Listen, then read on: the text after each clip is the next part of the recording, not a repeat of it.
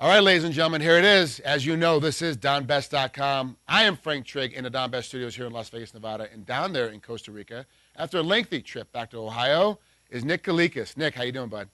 Doing well, my friend. It was a nice trip to Ohio. I'm glad I'm back in the swing of things, though. Yeah, I know. I'm just finding it very interesting that you and your brother still don't have battles and still don't beat each other up during Turkey Day dinners. I mean, you got to teach your children how to battle with their cousins and how to battle with each other during holidays, because that's what holidays are all about, right?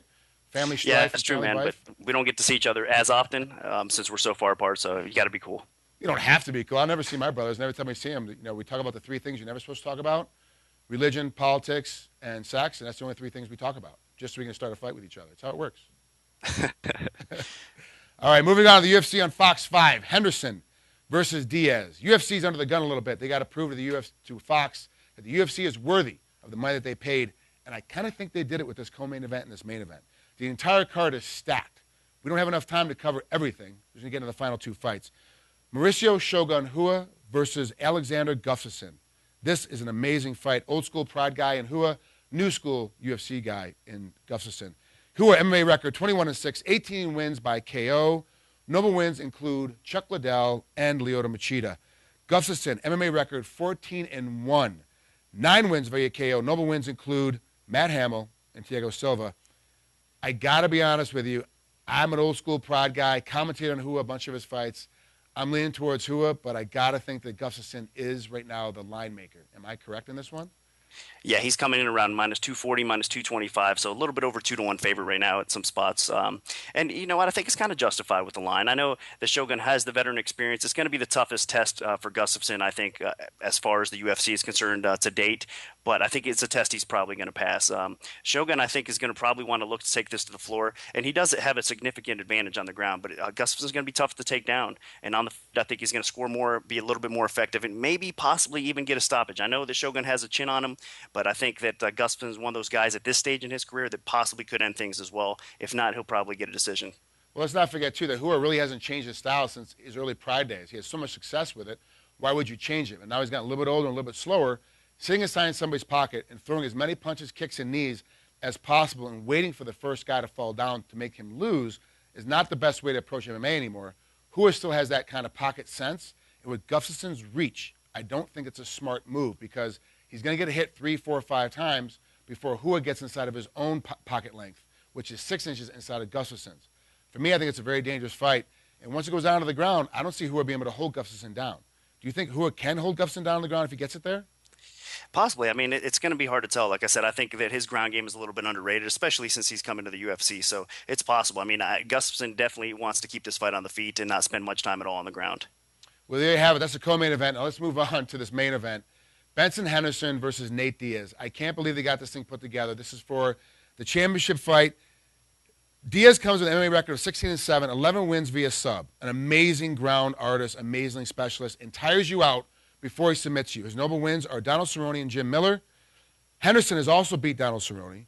Henderson comes with an MMA record of 17-2, 7 wins via decision, so you know he comes in great shape and continue to go the entire time, but I'm not sure he can keep the pace that Diaz is going to put up on top of him. He right now is the current UFC lightweight champion, has a win over Cerrone and Frankie Edgar. 2 controversial wins over Frankie Edgar, to be exact. I am leaning towards the champ, but I flip-flop so much on this. I'm worse than a gymnast during the national championships. I can't figure which way I want to go, but right now, I'm leaning towards the champ in Benson Henderson, but I got to think that Diaz is getting a lot of action. Is this true? Well, both these guys are getting a ton of action. Early action was on Diaz. Right now, we're seeing the public action coming a little bit more towards Ben Henderson here. So the line's climbing up. It's around minus 160. So he is sitting as the favorite, slight favorite. I think we're going to probably hit it, see the line hit up to towards 200.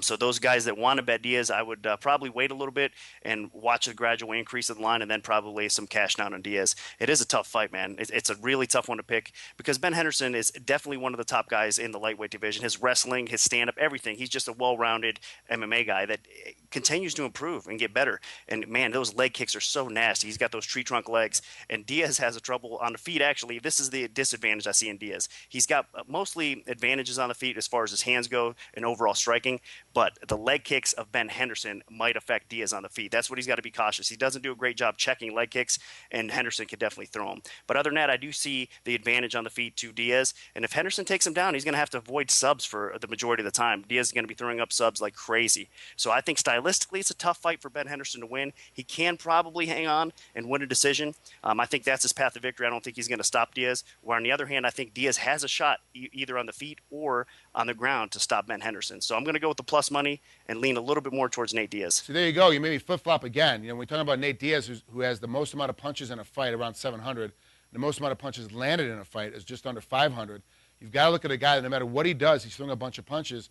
Say they're all soft, it's still 500 paper cuts that's happened to you throughout a fight. And it makes it so difficult. So Henderson's going to absolutely have to take Nate Diaz down at some point, and you're putting him right in his wheelhouse. Now Diaz is the most dangerous while he's laying off his back. This is a very difficult fight, but from a betting standpoint, you made me flip-flop again, Nick. I've got to deal with the money line.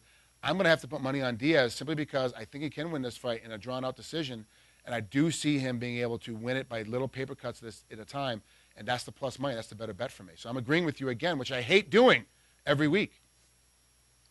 Well, I think that is probably the path to victory. I mean, I could see Ben Henderson definitely winning this fight by decision, like I said. But I think as far as a betting standpoint, I don't want to lay 160, 170, even 200 on the fight. So I'd rather go with plus money. Let's not forget, we talked about this off the air, but I talked to some other people that have daughters about coming up in the teenage years. And to me, this is a battle of two bipolar opposites, personality, spirituality, the whole bit. Benson Henderson is a type of guy that you want to give your daughter to be taken care of by a gentleman, and then Nate Diaz is the kind of guy you walk into the house and take her back from. And it's one of those deals that they're very bipolar opposites. This is going to be an exciting fight. You definitely have to be paying attention, and really, no matter where you lay your money, this is one of those fights that you win no matter what because there's going to be a lot of action in it. Do you agree with that, Nick? Yeah, I do, really. Kudos to the UFC for putting this as the headliner because both these guys deserve it, and it should be a fun fight. Well, there you have it, ladies and gentlemen. This is DonBest.com. Down in San Jose, Costa Rica is Nick Kalikas right here in the Las Vegas studios. I'm Frank Trigg. We'll talk to you next time.